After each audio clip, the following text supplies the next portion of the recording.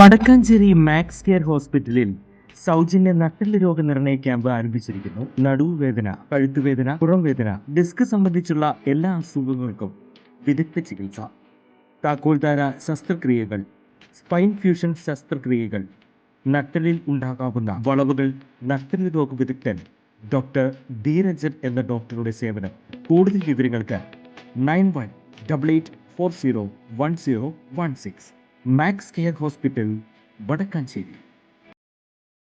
നിലമ്പൂർ വഴിക്കടവിൽ 15 വയസ്സുകാരൻ പന്നിക്കിണിയിൽ നിന്നും ഷോക്കേറ്റ് മരിച്ച സംഭവത്തിൽ അന്വേഷണം ജില്ലാ ക്രൈംബ്രാഞ്ചിന്.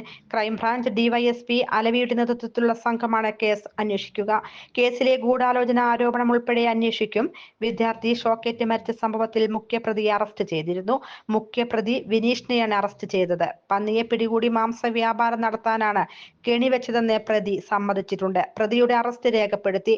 പ്രതി നേരത്തെയും പന്നികളെ പിടികൂടാൻ ഇത്തരത്തിൽ കെണി ഒരുക്കിയിട്ടുണ്ട്.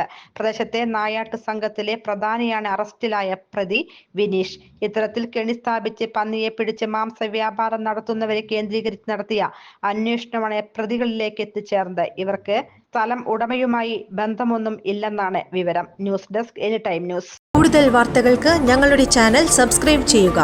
ഫേസ്ബുക്ക് ഫോളോ അപ്പ് ചെയ്യുക. വാർത്തകൾ വേഗത്തിലറിയാൻ എനി ടൈം ന്യൂസ്.